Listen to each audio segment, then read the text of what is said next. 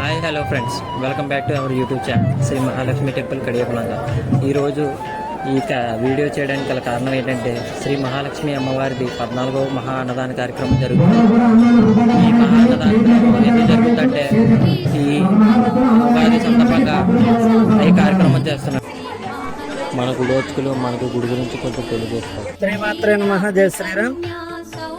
గురు బ్రహ్మ గురు విష్ణు గురుదేవ మహేశ్వర గురు సాక్షాత్ పరబ్రహ్మ తస్మై శ్రీ గురువే నమః. గురువే సర్వలోకాన విజయ భవరోగనాథ సర్విజ్ఞాన దక్షిణామూర్తయే నమః. శ్రీమాత్రే నమః. మన కడియల గ్రామంలో ఉండే ఉన్న చిన్న దగ్గర వేసినటువంటి శ్రీ మహాలక్ష్మి అమ్మవారు అమ్మవారికి ప్రతి సంవత్సరం కూడా శ్రీ కోజినవ సంవత్సరము ఈ సంవత్సరంలాగా అమ్మవారికి జాతర మహోత్సవము అలాగే అమ్మవారికి రాజనాడు అలంకరణ కార్యక్రమం 3వ రోజు అమ్మవారికి అన్న సంవత్సరం కార్యక్రమం జరపబడును.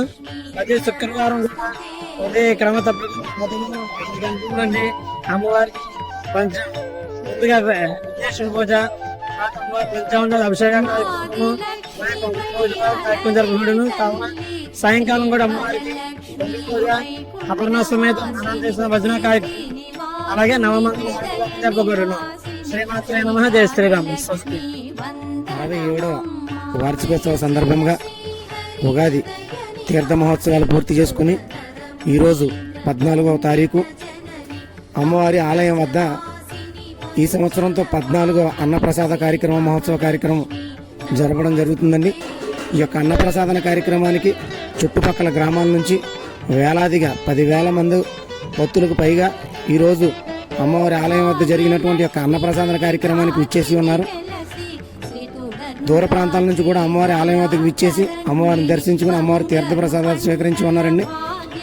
మన కడియపులంక గ్రామంలో 67 సంవత్సరాలుగా చింత దగ్గర అమ్మవారు కడియపులంక భక్తులకే కాకుండా ఇతర గ్రామస్తుల నుంచి వచ్చేటువంటి ప్రతి ఒక్క భక్తులకు కూడా అమ్మవారిని దర్శనమిస్తూ ఉన్నారు.